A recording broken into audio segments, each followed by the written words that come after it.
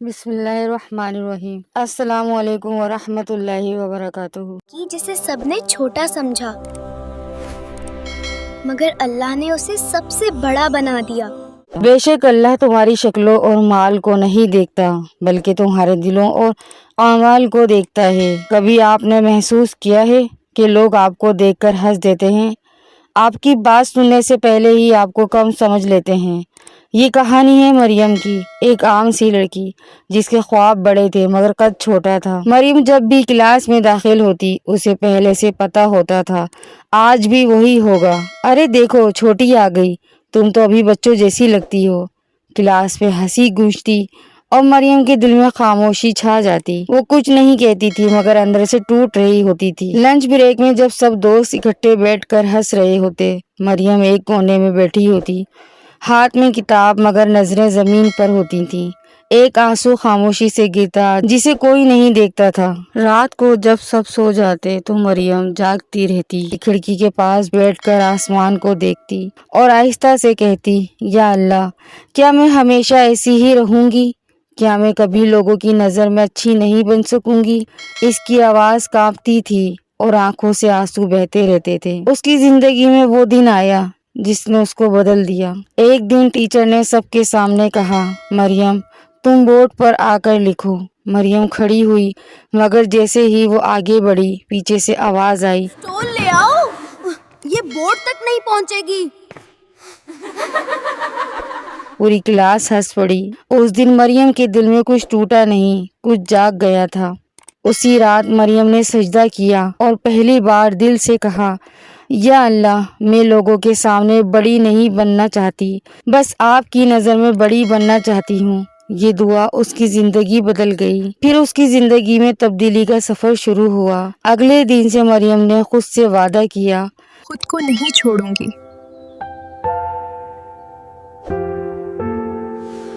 Number 1، نیند کی طاقت۔ وہ جلدی سونے لگی۔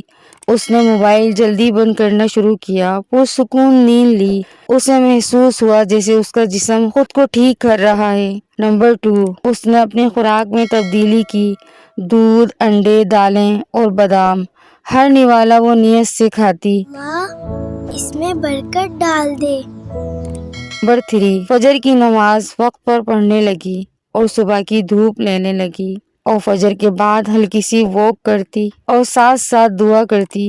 یہ وقت اس کے دل کو سکون دیتا تھا۔ نمبر 4، ورزش اور جدوجہد۔ اس نے اپنی زندگی میں ورزش شروع کی۔ شروع میں اس کے ہاتھ درد کرتے تھے، جسم تھک جاتا تھا، مگر وہ رکتی نہیں تھی کیونکہ اب وہ صرف لمبی نہیں، مضبوط بننا چاہتی تھی۔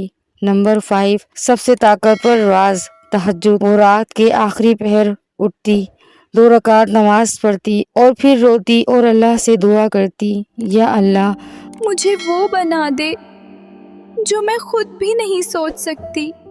3 مہینے بعد اس کی زندگی میں وہی دن آیا، وہی کلاس، وہی لوگ، مگر مریم وہ نہیں رہی تھی۔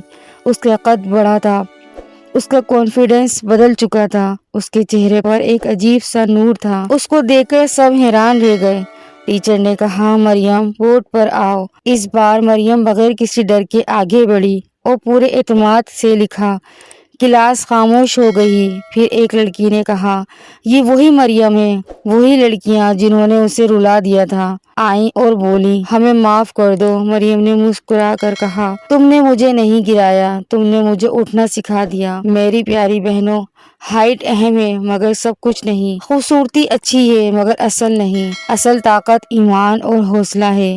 یاد رکھو، تمہاری کمی تمہاری کمزوری نہیں، وہی تمہاری طاقت بن سکتی ہے۔ آج سے فیصلہ کرو، میں خود کو کم نہیں سمجھوں گی کیونکہ اللہ مجھے خاص بنا رہا ہے۔ اور کمنٹ میں لکھو، میں بدل رہی ہوں۔ مومن کمزور مومن سے بہتر اور اللہ کو زیادہ محبوب ہے، اور دونوں میں خیر ہے۔ اصل خوبصورتی اور طاقت ایمان اور مضبوطی میں ہے۔ ویڈیو پسند آئی تو ویڈیو کو لائک کیجیے اور ہمارے چینل کو سبسکرائب کیجیے۔ شکریہ۔